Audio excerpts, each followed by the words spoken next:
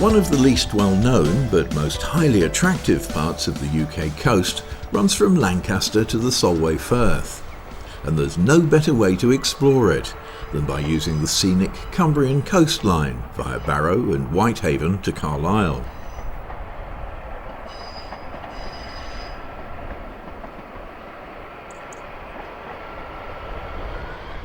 The 114-mile journey around the Cumbrian coast begins here at Carnforth.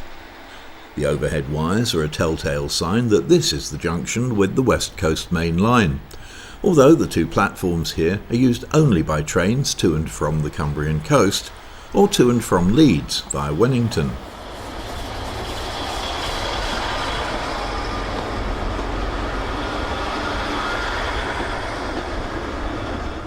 Although Carnforth lost its mainline platforms as long ago as 1970, in recent years the attractive station buildings have enjoyed a new lease of life, with mainstream commercial and heritage railway operations existing side by side.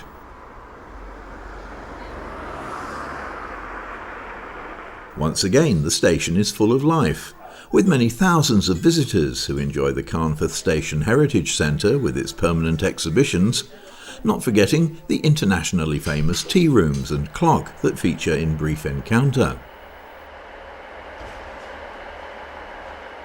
Today, trains on the southern part of the Cumbrian coastline start back at Lancaster, or in some cases right back at Manchester Airport, and run under the wires as far as Carnforth before diverging to the west on former Furness Railway metals.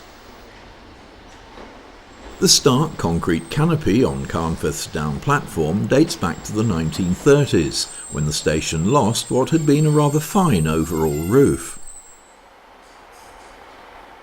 At the north end of Carnforth Station, the view is dominated by this unusual structure that was in fact the original Carnforth Station Junction signal box, dating back to 1882. However, it didn't last long as a signal box, barely more than 20 years, as its functions were taken over by the more conventional box visible in the distance.